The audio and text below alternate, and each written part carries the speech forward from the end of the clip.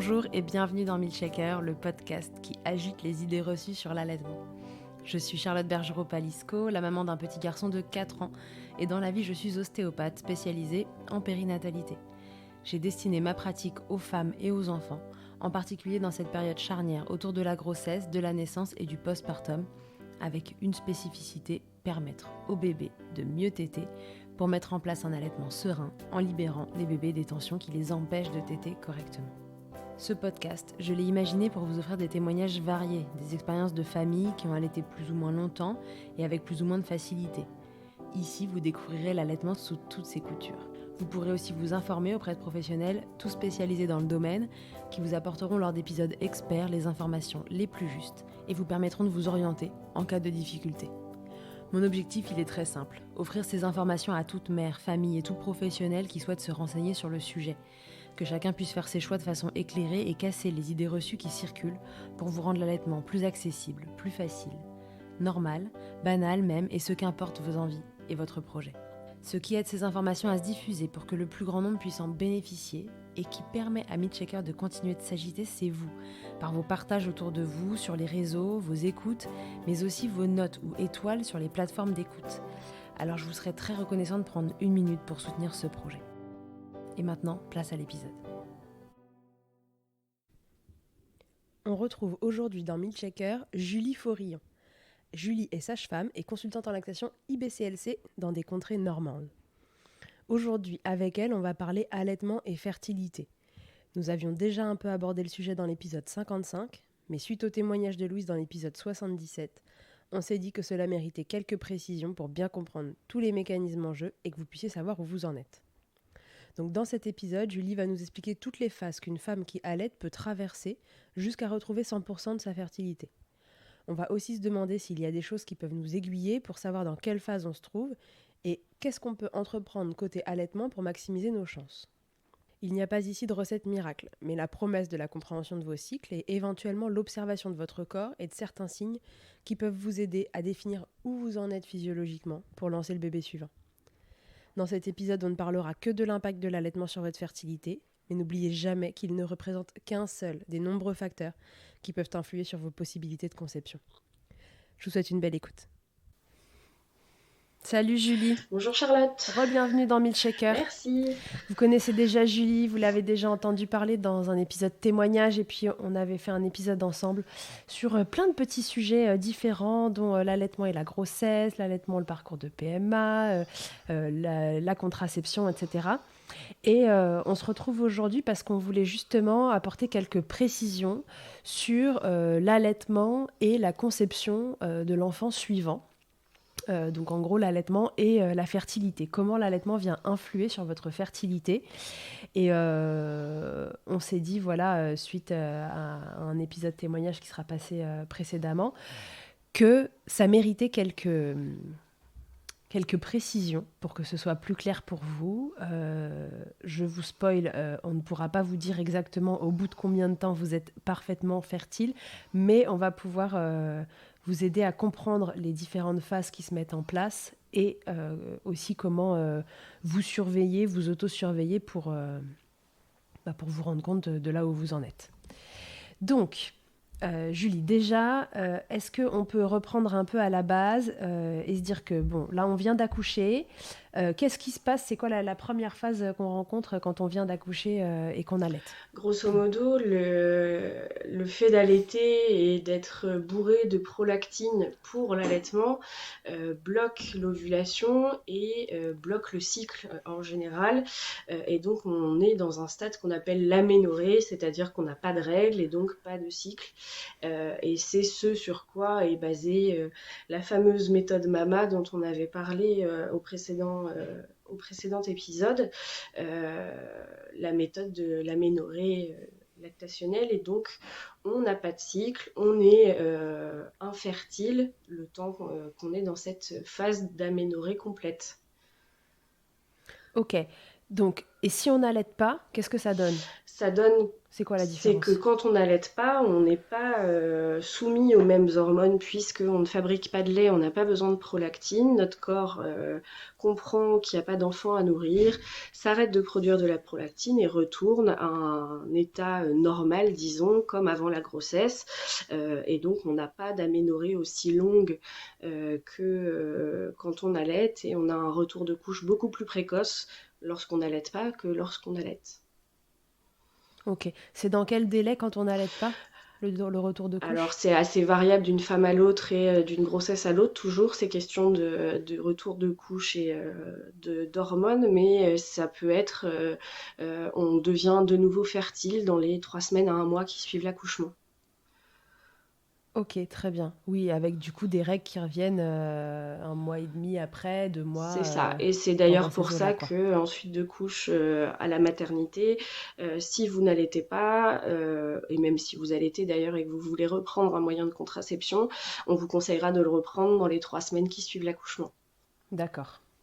Donc, si j'allaite et que je respecte la méthode MAMA, est-ce qu'on peut déjà rappeler ce que c'est que la méthode MAMA, toutes les choses qu'il faut respecter pour rentrer dans le cadre? Oui, bien sûr. Alors déjà, la méthode MAMA, c'est si votre bébé a moins de 6 mois, si vous n'avez pas eu de retour de couche, donc pas de nouveau de vos règles depuis l'accouchement, si vous allaitez exclusivement, qu'il n'y ait pas Mhm. de mixte, pas d'introduction de Ouais. biberon et pas de diversification alimentaire.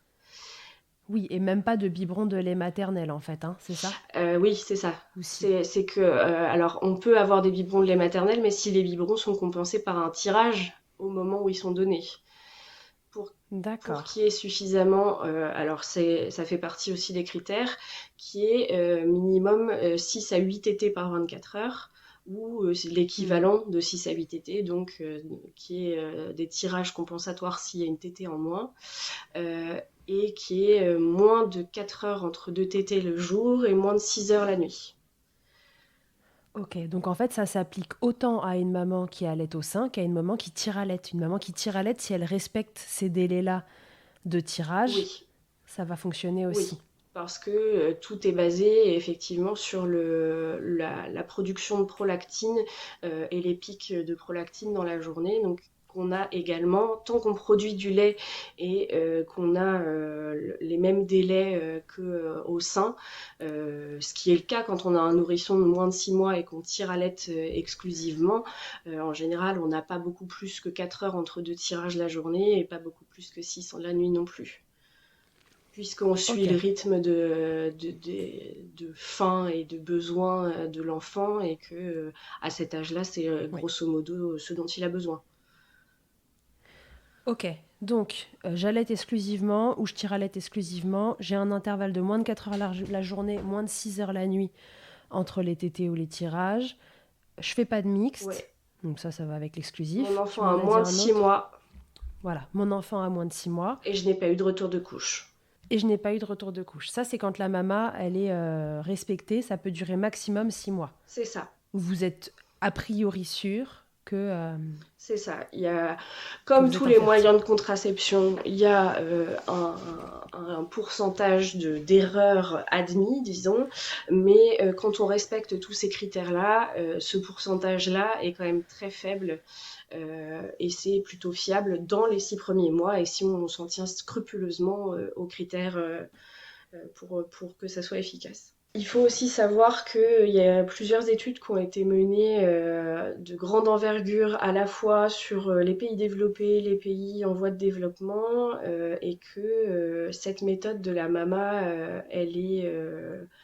elle a été prouvée comme plus efficace dans les pays sous-développés et l'aménorrhée plus longue dans les pays sous-développés que dans les pays développés, ce qui pourrait faire penser qu'il y a une grosse influence environnementale sur nos cycles et sur notre fertilité, selon l'environnement dans lequel on vit. Il y a plusieurs pistes qui pourraient faire croire, qui pourraient faire penser entre autres aux perturbateurs endocriniens et aux diverses ondes auxquelles on peut être exposé dans nos contrées européennes développées et surdéveloppées par rapport aux pays par exemple d'Afrique où l'aménorrhée suite à l'accouchement et pendant l'allaitement est en général plus longue et le retour à une fertilité normale, disons, et plus tardive que dans nos pays développés, en fait. Bien, tout compris. Donc, une fois qu'on en est là, donc on a compris cette première phase où en fait on est en aménorrhée, il n'y a pas d'ovulation, donc pas de fécondation possible, il n'y a pas de règles non plus. Une fois qu'on a passé cette phase-là, et qui peut durer moins de 6 mois si on ne respecte pas tous les critères là en question de la mama, si on a, je sais pas moi, un bébé qui fait rapidement ses nuits et qui du coup laisse des intervalles longs, etc. Quelle est la phase d'après qui se passe quand on allaite ?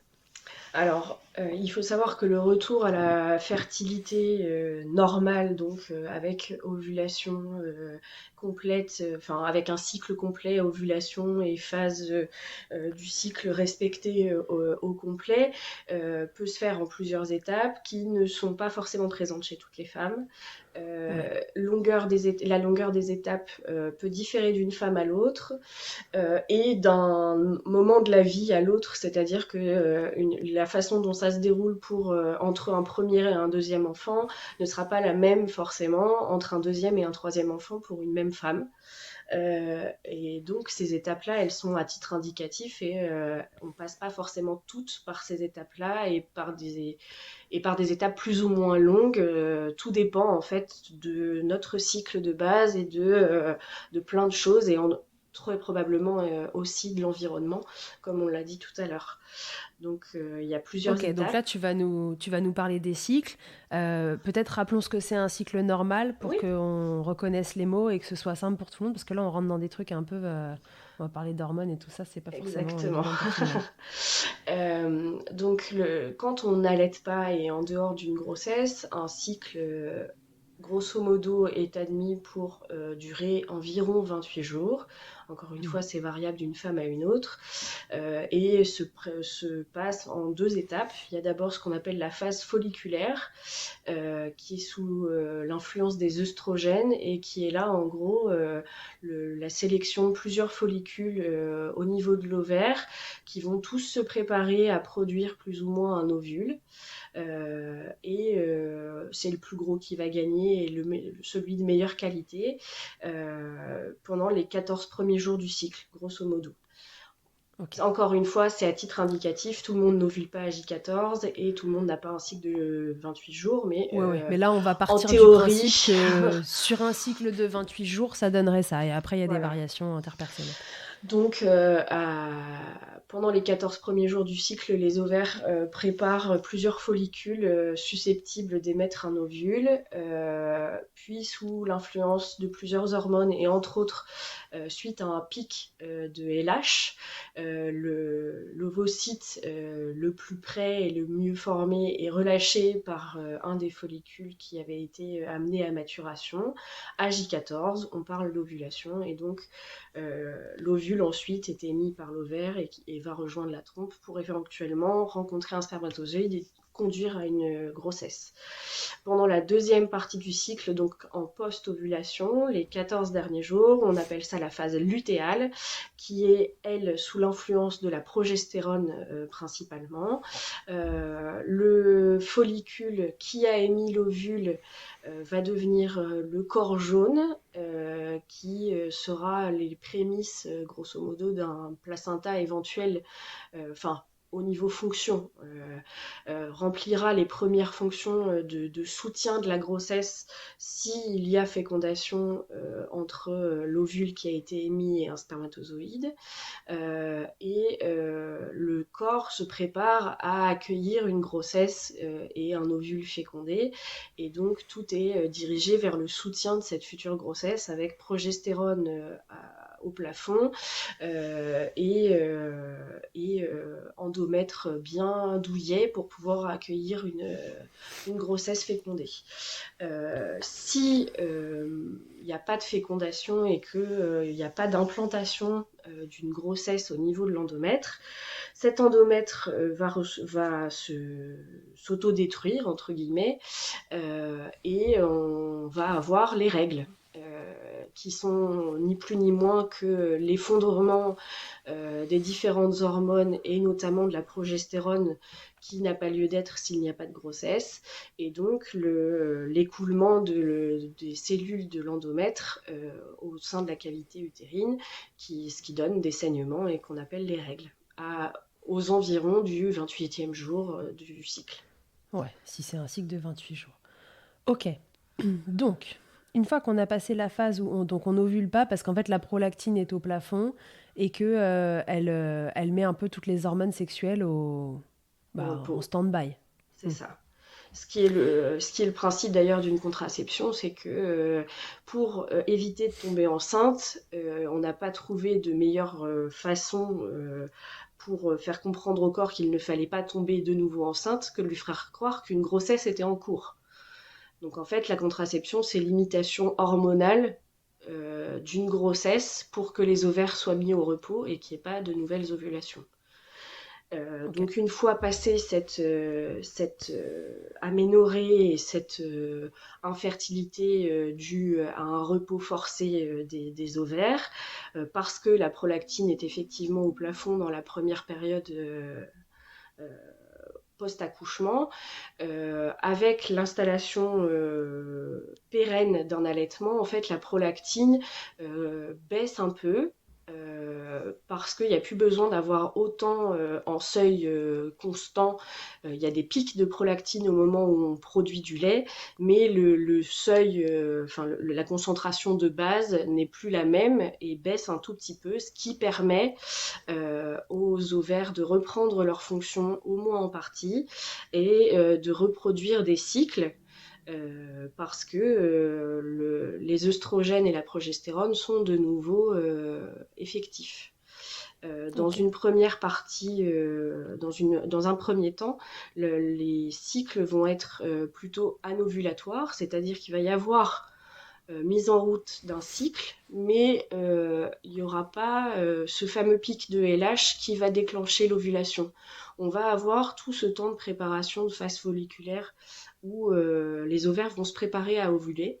On va avoir sélection de plusieurs follicules qui vont se préparer pour pouvoir pondre un ovule.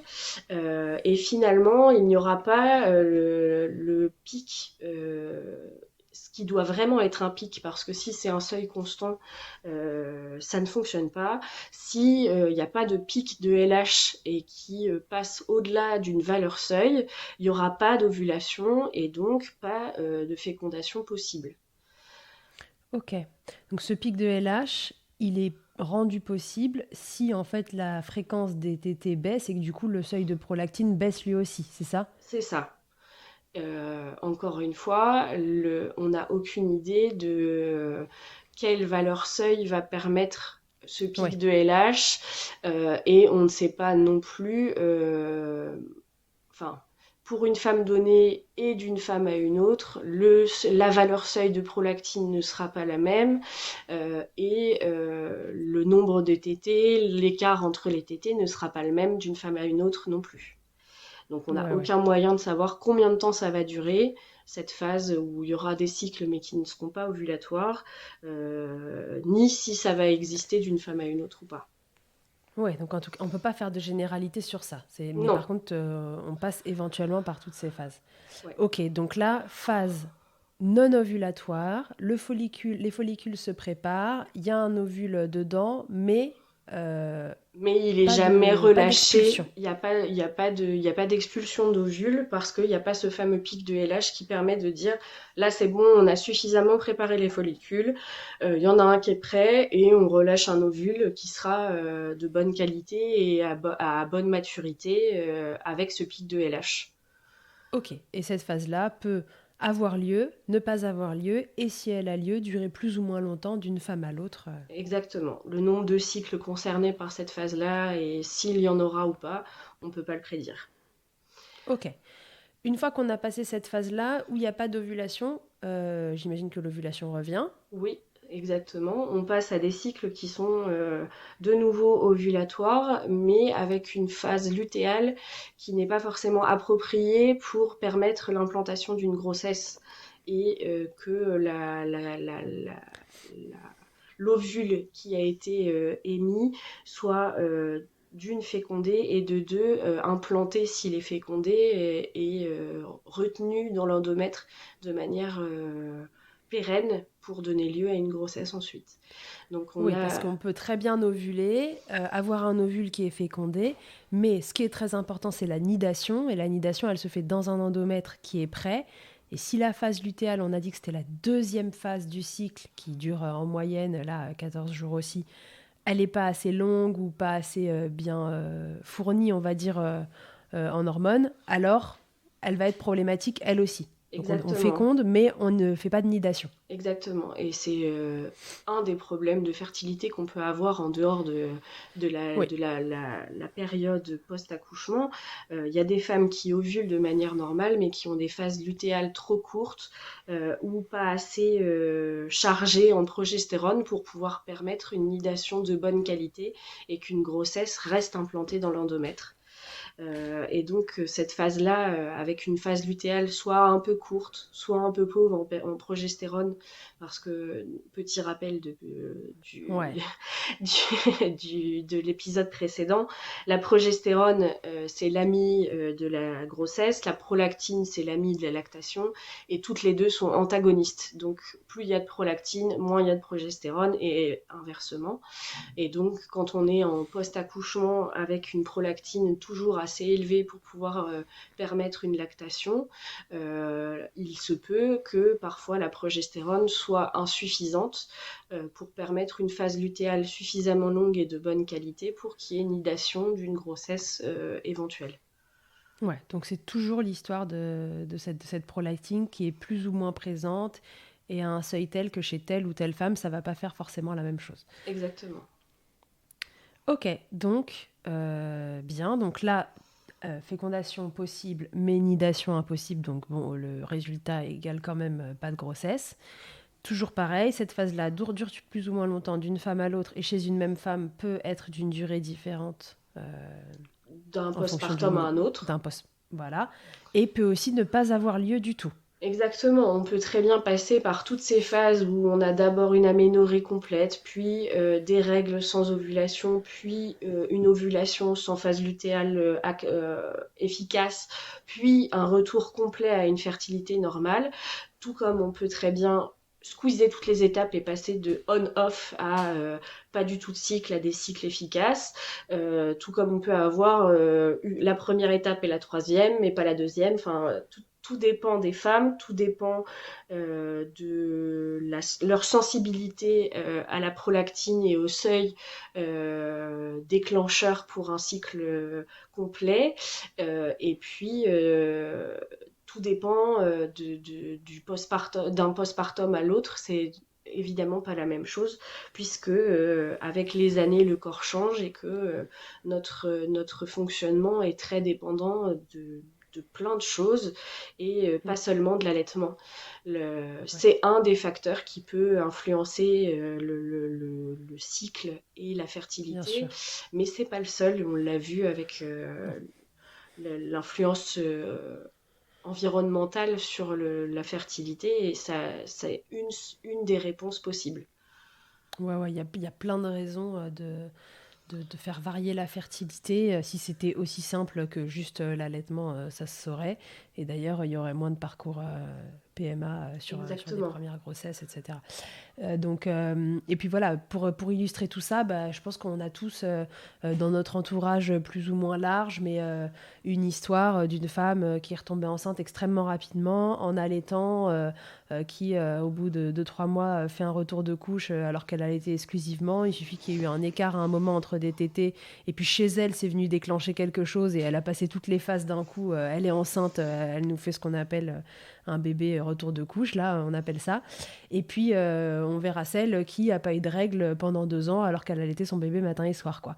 Exactement. Donc, tout comme en dehors de tout allaitement, on a toute une fertilité qui est très variable et où certaines vont avoir un moyen de contraception très efficace et réussir à tomber enceinte malgré ce moyen de contraception dans des limites d'utilisation qui sont celles recommandées et qui vont quand même tomber enceinte, qui feront partie de ce petit pourcentage d'erreurs. Et puis il y en a d'autres qui n'auront aucun moyen de contraception, qui auront une fertilité plus limitées et qui devront parfois même passer par la PMA alors qu'elles ont des cycles de 28 jours, elles ovulent au J14 et parfois c'est incompréhensible le pourquoi du comment, mais toujours est-il qu'on a toute une fertilité qui est très variable d'une femme à une autre et au sein de notre vie, tout comme il y a aussi des patientes qui ont recours à une PMA pour une première grossesse, qui n'ont jamais réussi à tomber enceinte toutes seules avant leur Exactement. première grossesse et qui retombent enceintes spontanément après une PMA, sans qu'on sache vraiment pourquoi et sans avoir recours à la PMA pour la deuxième.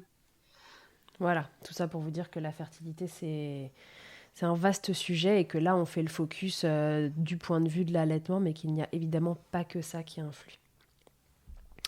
Ok, donc là, on a bien décrit toutes les phases. Je pense que c'est assez clair. Donc cette phase où on n'ovule pas et qu'il n'y a pas de phase, il n'y a pas de phase folliculaire en fait dans la toute première phase. Hein. Non, parce que les œstrogènes sont aussi bloqués et donc il n'y a pas de cycle en fait. C'est comme si on était encore enceinte et que les ovaires étaient mis complètement au repos.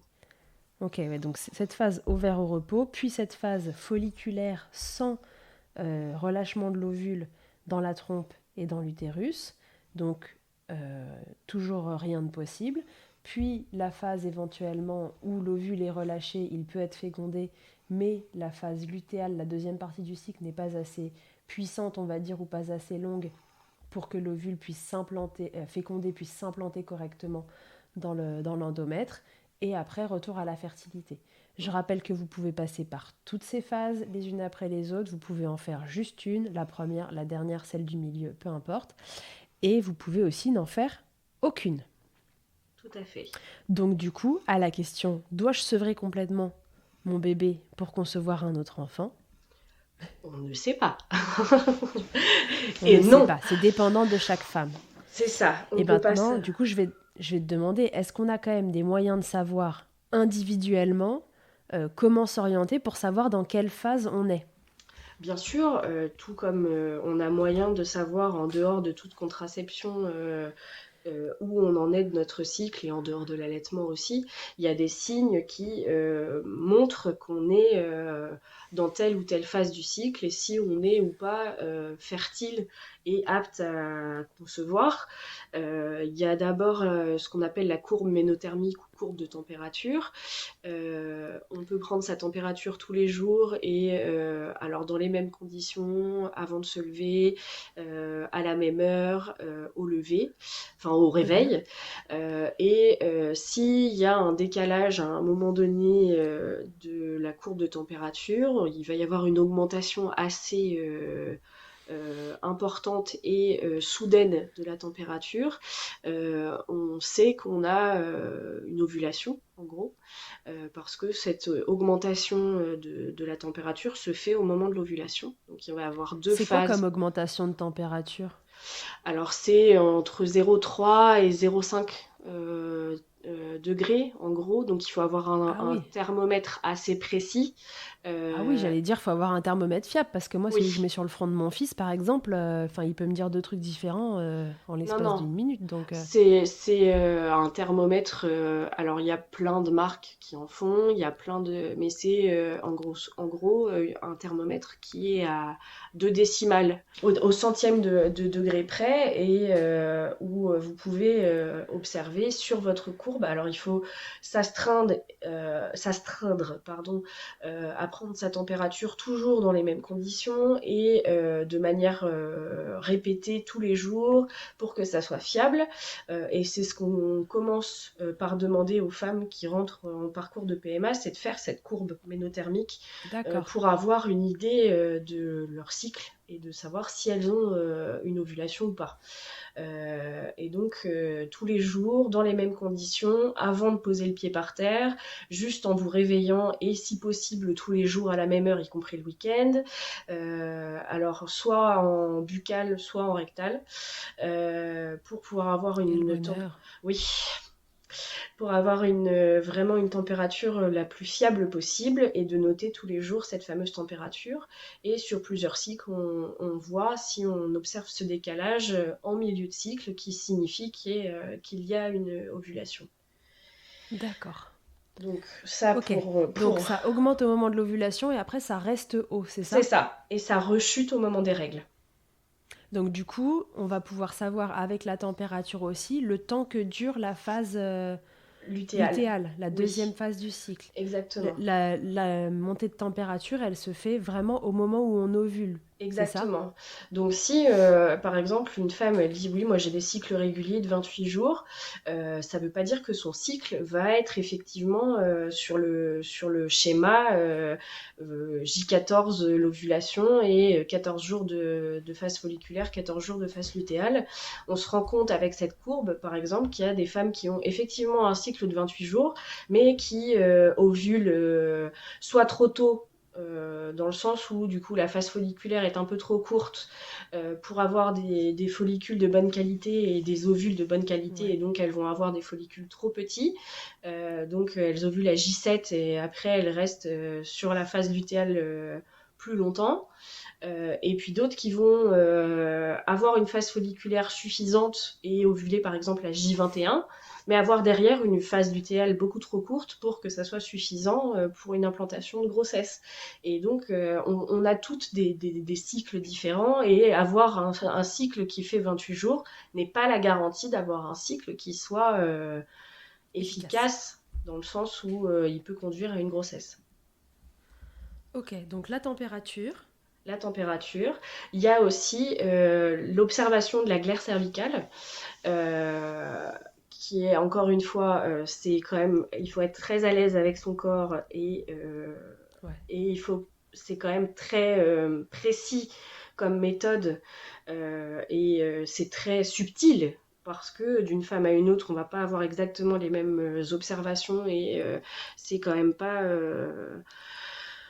Enfin, c'est pas un signal vert c'est bon, rouge c'est pas bon. C'est très fin comme observation, et ça va peut-être prendre plusieurs cycles pour que vous fassiez bien la différence entre une glaire qui est pré-ovulatoire et une glaire qui est post-ovulatoire.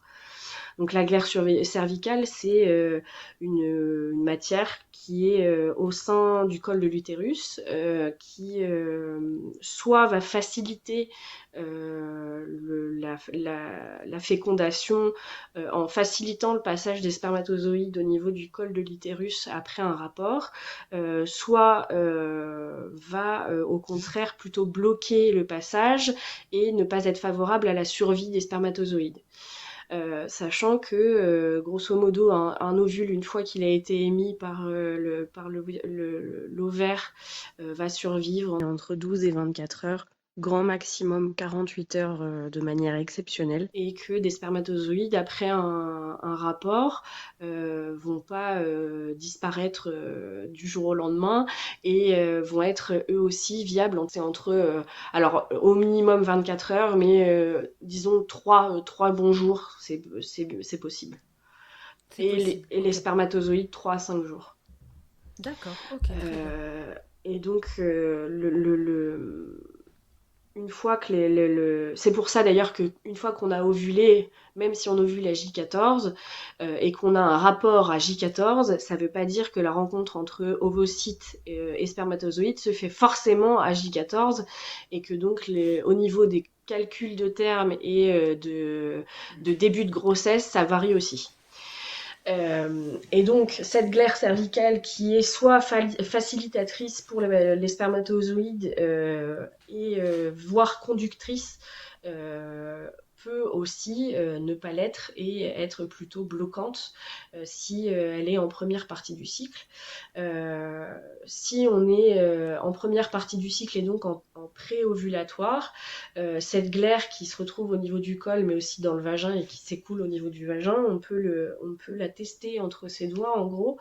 C'est les pertes, quoi. C'est les pertes vaginales. En première partie de cycle, elle va être plutôt cassante et ne pas être suffisamment collante entre guillemets pour être un milieu de passage pour les spermatozoïdes. Et donc si on la regarde au microscope, elle va être ce qu'on appelle cassante. Et si on la prend entre deux doigts, on va pas réussir à faire un filet en gros. Donc il faut pouvoir toucher son corps, aller voir sa glaire et toucher sa glaire cervicale pour pouvoir voir comment elle est et de quelle qualité elle est. En période ovulatoire, cette glaire, elle va être beaucoup plus fluide et beaucoup plus un peu collante entre les doigts. Si on la met entre deux doigts, on va réussir à écarter les doigts et qu'elle fasse un pont entre les deux doigts au niveau elle devient gluante, quoi. Voilà, gluante. Fluide et gluante. C'est ça. Au niveau du microscopique, ça va devenir un filet plus lâche que ce que c'était en première phase du cycle, et donc pouvoir laisser passer les spermatozoïdes. Et puis en phase post-ovulatoire, elle va rester facilitatrice comme au moment de l'ovulation pendant quelques jours pour que, par exemple, un rapport qui aurait lieu 2 ou 3 jours après l'ovulation soit encore possiblement fécondant pour que les spermatozoïdes soient conduits jusqu'au sein de l'utérus et de la trompe pour pouvoir rencontrer l'ovocyte qui aurait été émis dans les jours précédents au moment de l'ovulation. Et puis elle redevient impropre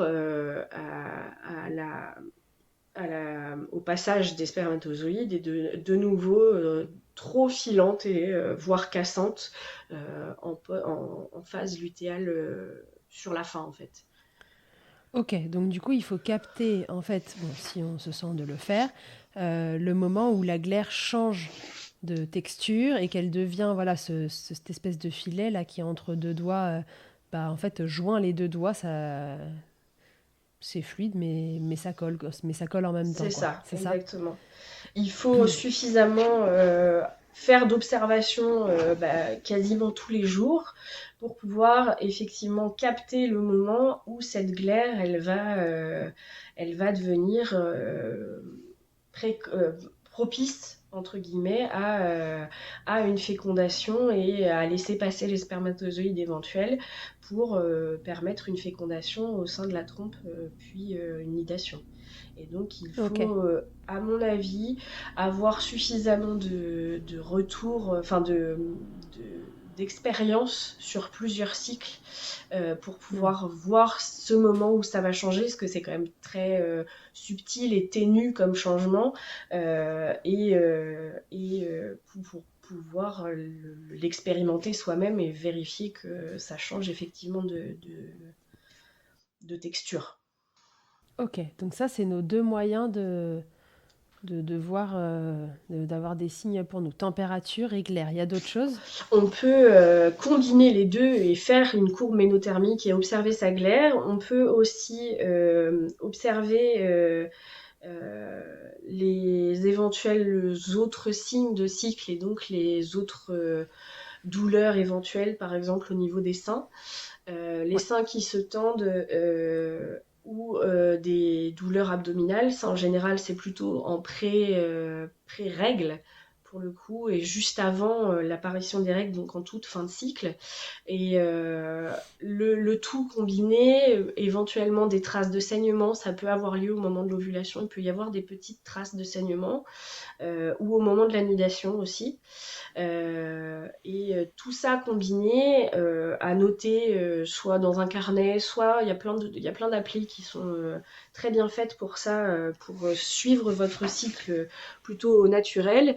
Et en combinant tout ça et sur plusieurs cycles, vous pouvez avoir une idée de la fertilité que vous avez et où vous en êtes de la récupération d'une fertilité normale, disons. Ok, et donc du coup, on comprend que la solution, entre guillemets, si par exemple, demain, là, j'allaite plus, mais imaginons que j'allaite, j'essaie de regarder mes cycles et je me rends compte que la phase lutéale, elle n'a pas l'air assez longue, que ça a pas l'air super. Est-ce que c'est du coup utile dans ce cas-là de diminuer le nombre de tétés? Ça peut l'être, mais il n'y aura pas de valeur seuil sûre au-delà de laquelle on va récupérer une phase lutéale suffisamment longue en fait. On va pas pouvoir d'une prédire si c'est vraiment utile de sevrer parce que peut-être que alors oui forcément Que c'est pas lié à ça, ouais. voilà forcément que ça sera forcément un plus si on est en allaitement exclusif et qu'on dit bah, je vais sevrer, forcément qu'il y a une chance de plus pour récupérer une fertilité normale. Mais il n'y a pas que ça qui influence la fertilité d'une. Et si on est en désir de grossesse et qu'on allait toujours, il n'y a pas moyen de savoir à partir de quel nombre de tétés, par exemple, ou de quel écart entre deux tétés, on va récupérer une fertilité normale et repasser à un cycle avec deux phases équivalentes entre la phase lutéale et la phase folliculaire, et avec une ovulation efficace, etc. Mais effectivement, si on est en désir de grossesse, qu'on voit qu'on galère un peu à retrouver un cycle normal et qu'on a encore, par exemple, des tétés nocturnes ou des tétés toutes les 2 heures, on peut essayer, si ça fait partie de notre projet d'allaitement et que le projet d'allaitement face au désir de grossesse passe après, entre guillemets, voilà, si le désir de grossesse dépasse le projet d'allaitement, on peut éventuellement, dans ces cas-là, se dire, bah, par exemple, faire un sevrage nocturne ou ne plus passer à un allaitement à la demande, mais passer sur des tétés à des heures fixes tout en négociant avec l'enfant selon son âge, etc., tout en passant par les étapes nécessaires pour un sevrage à la fois pour l'enfant qu'on va sevrer, mais aussi pour que ça se fasse de manière sécuritaire pour les seins et pour la glande mammaire de celle qui allaite. Tout à fait. Oui, retenez que si jamais vous diminuez le nombre de tétés... toujours fonction de l'âge, etc. Mais pensez à vos seins, quoi. Enfin, il ne faut pas que vous vous engorgiez non plus. Donc faites ça pas du jour au lendemain, pas si on était bébé tété 2 heures par jour, on n'arrête pas du jour au lendemain. En tout cas, pas s'en tirer en même temps, sans faire réduire tranquillement pour pas se retrouver avec une bonne mastite qui en plus va mettre le bazar dans votre courbe de température parce que vous aurez de la fièvre. C'est ça, et puis qui risque de mettre en danger une future lactation pour un deuxième enfant. Ouais, exactement. Donc, il faut se faire accompagner dans tous les cas par un professionnel de l'allaitement pour le sevrage et mesurer effectivement l'importance du désir de grossesse au-delà du projet d'allaitement et dans quelle mesure il est possible que l'allaitement ait encore une influence sur la fertilité ou pas. Ok. Bon, écoute, je pense que c'est assez clair, tout en n'étant pas un truc qui donne des réponses très évidentes. Et en tout cas, on ne peut pas normer ces réponses pour que ça convienne à toutes les mères. Mais ça permet éventuellement de savoir où on en est, déjà de comprendre comment ça fonctionne, parce que le mieux, c'est quand même de savoir où est-ce qu'on va. Et voilà, ça vous donne aussi quelques petits tips pour essayer de comprendre comment fonctionne votre cycle et pour appliquer ce qu'on vient d'énoncer à vous, à votre situation, avec cette histoire de température et la glaire cervicale que vous pouvez observer. Très bien. Merci Julie. Est-ce que tu penses qu'on a oublié quelque chose ou ça va? Non, je pense que ça devrait être pas mal déjà. Ça fait beaucoup On sait tout d'informations. dire. Ouais, c'est beaucoup d'informations. C'est beaucoup d'informations. Mais je pense que j'ai récapitulé à chaque fois. Non, Oui, c'est bon. oui. Parfait. Eh ben, on reste sur ça. D'accord. Si vous avez d'autres questions qui vous viennent, etc., n'hésitez pas à nous en faire part. Et puis surtout, voilà, retenez que c'est du cas par cas et que ce cas par cas, c'est dépendant d'une femme à l'autre, mais c'est aussi dépendant pour vous d'un postpartum à l'autre. Donc c'est pas parce que ça s'est passé comme ça la première fois que ça se passe forcément comme ça la deuxième. Prenez le temps en fait d'observer les signes pour savoir où vous en êtes. Et puis surtout, voilà, respectez vos projets en fonction de ce qui est le plus important pour vous à un instant T. Et vous faites vos choix bien comme vous voulez. Exactement. Ok. Merci beaucoup Julie. Et puis j'espère que cet épisode pourra aider à tous et à toutes. À très bientôt dans Milkshaker. Au revoir. Merci d'avoir écouté cet épisode. S'il t'a plu, je te rappelle que tu peux t'abonner, noter sur ta plateforme d'écoute préférée et faire voyager ce podcast pour que l'information circule au maximum.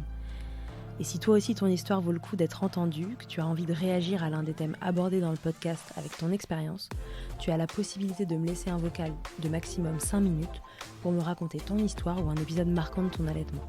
C'est très simple, tu te rends sur mon site internet milkshaker.fr, tu cliques sur le lien qui s'affiche pour témoigner et peut-être que tu t'entendras bientôt dans un épisode. Toujours sur milkshaker.fr, tu retrouveras tous les épisodes enregistrés depuis 2020. Ils sont là pour t'apporter toujours plus d'informations et de transmissions autour de l'allaitement maternel. Enfin, si tu me cherches en tant qu'ostéopathe, pour toi ou pour ton bébé, tu peux me retrouver à Suresnes, dans les Hauts-de-Seine, au centre IG4U que j'ai créé en 2020. Tu y trouveras aussi une équipe de thérapeutes spécialisés dans la prise en charge de la femme et de l'enfant. Pour plus d'infos, rendez-vous sur le site ig4u.com, IG ça s'écrit YGY, et sur Doctolib pour la prise de rendez-vous. On se quitte en musique avec Emma et son titre Blinded, écrit et composé en collaboration avec Nemen.